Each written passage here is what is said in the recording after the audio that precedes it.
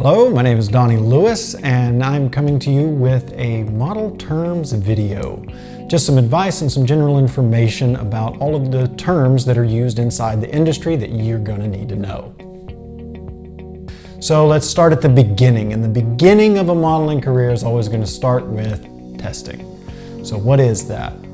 A test is any shoot that you're doing with a photographer in order to use the pictures in your book. And your book is your portfolio. That is what you're putting together in order to show to potential clients or to potential agencies. And these tests come in several different forms. You'll have some tests that are going to be free tests, where the photographer would like to shoot with you. And you're going to have some tests that are going to be paid tests. And that's where you're going to pay the photographer in order to be able to work with them. A lot of times the pay test, I'm going to recommend that you wait until after you've got an agency in order for them to help you find these photographers and the best photographers. You can obviously rely on friends and other things like this to give you some advice about it, but that would be my recommendation. So it's getting those tests, and you're always going to be testing. I still test. 25 years in the business, all kinds of things, still do it. Kate Moss, still test. The reason that you do it is because you can get something a little different. A test is more about you. You're not selling any other product. You're really selling you. You're trying to look the best you can. And that's probably the only time in this business where that's going to be the case. Okay, so the next term that we're going to get through is a mother agency. So what is a mother agency? Well, that's your agency, it's your primary agency. It's going to be the agency that takes care of you, probably the first agency that you're going to get, and that is going to help you get other agencies, and it's always going to look out for you and make sure that everybody is helping you, progressing your career in the way that you guys have agreed upon your career should progress. This agency is going to get an extra commission off of you from every other agency. This is something to keep in mind as well, because when you're picking that mother agency, they have a very good financial reason for wanting you to sign a mother agency contract with them instead of a regular contract with them. That is that they will get an extra 5% from each agency from every job that you do, called a mother agency fee. That is also incentivizing them to keep you working. So they will keep contacting all of your agencies wherever they are in the world, keep them pushing you, keep you working.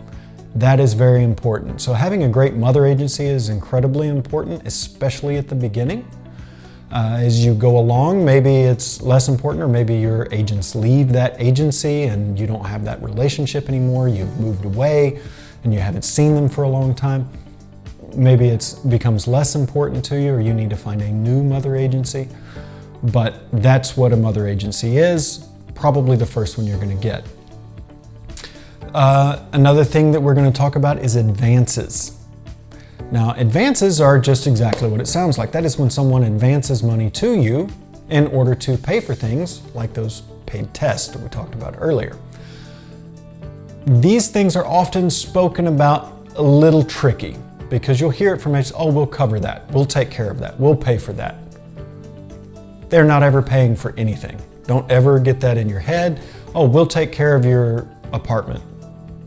No, they put it on your account. When you do a job, it comes off first, right? It is an advance on possible payment that they'll receive from the clients once you start working. So that's what an advance is, and you really have to keep that in mind when they just are freely passing out anything, advancing these things to you. Keep in mind that, you finally do get that job and you do work, all of that comes out. So you have to think about that as you're going on. It is a business, right? So as it is a business, we're going to talk about day rates. Now, a day rate is the amount of money that you will be paid for your time on a job. This is based on numerous factors, the type of job that it is. For instance, editorials, magazines. Editorial, magazine, it's another term for you. It's generally called editorial in the business, right? when you're working for a magazine. They normally don't pay anything, or they pay an editorial rate, which is a very low rate because they're only using it for the images that go inside the magazine, and it's very good for your career to do them anyway. You need as much editorial or as many magazine shoots as you can get. Catalogs. That has a different rate with it because you're selling a product directly to people, and that includes online catalogs. This includes Instagram shops, things of that nature. Those are all catalogs. They don't necessarily always want to look at it that way. It's only online, but let's face it, everything is online these days. That is what catalog is now. That is the way people shop, and that is the way they interact with their consumers, and therefore that rate is higher.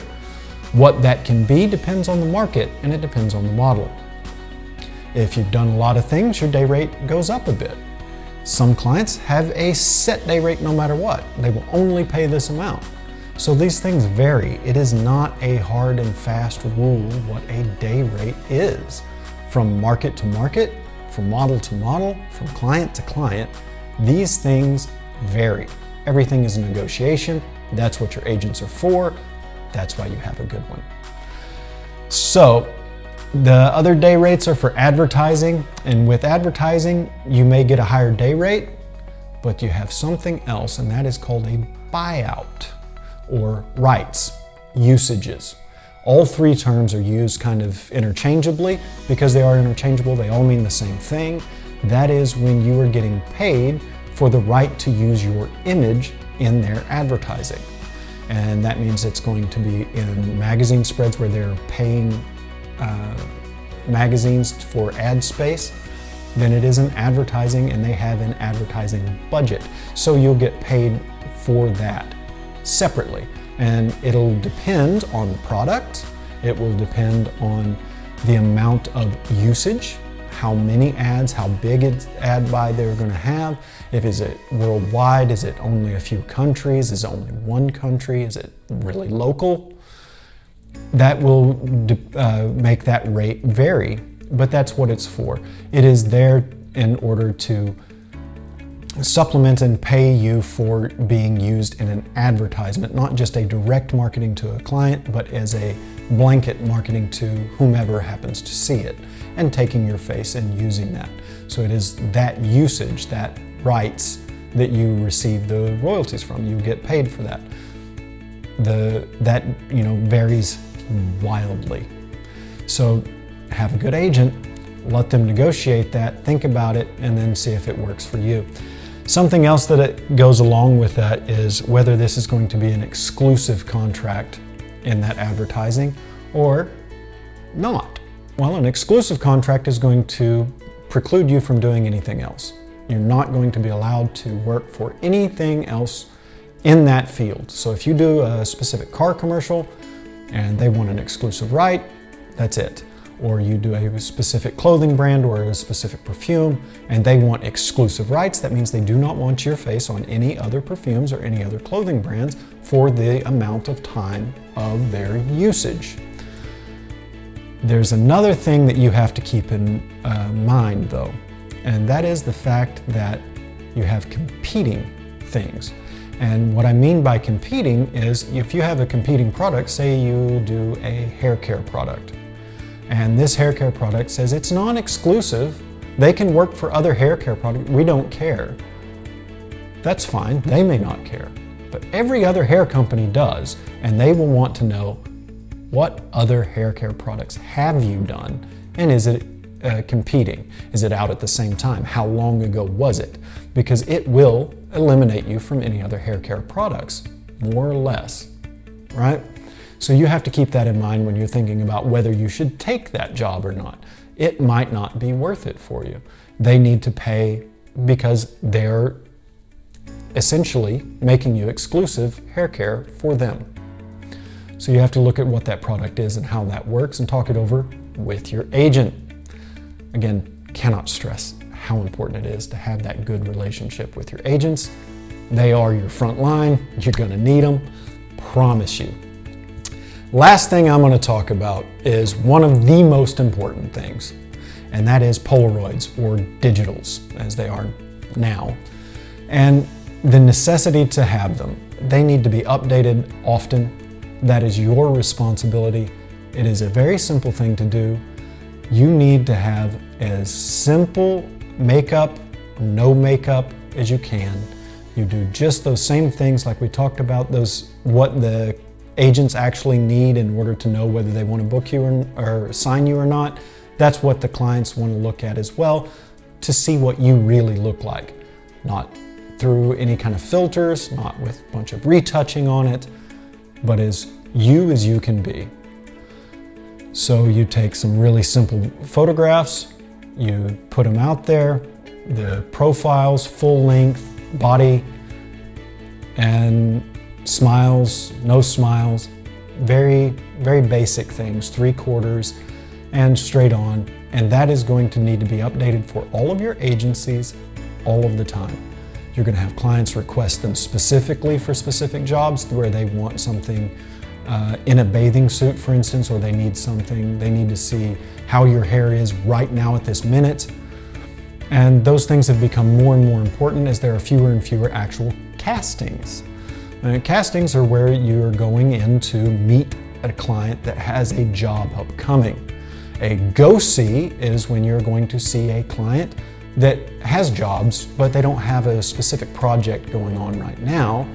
And these digitals and request digitals and Polaroids, these things like this, kind of fill that void in between. There are very few go-sees happening anymore. Most clients are not that interested. There are very few castings going on because so much of it happens digitally. Also via Skype, FaceTime, Zoom, all of those things where they want to see you in person. That's kind of good enough. They just want to see what you look like without anything else. How you are normally. How you speak, how you react, how you move, how you look in every way, live, without any encumberments or any cheating going on, right? So those are a few of the, I think, most important terms. If you have some other things that you can think of that you're like, I don't really know what that means, or comment down below, let me know. I'll try to answer those in a future video, or I'll answer them in the comments. We'll see how it goes. All right, thanks a lot, and good luck.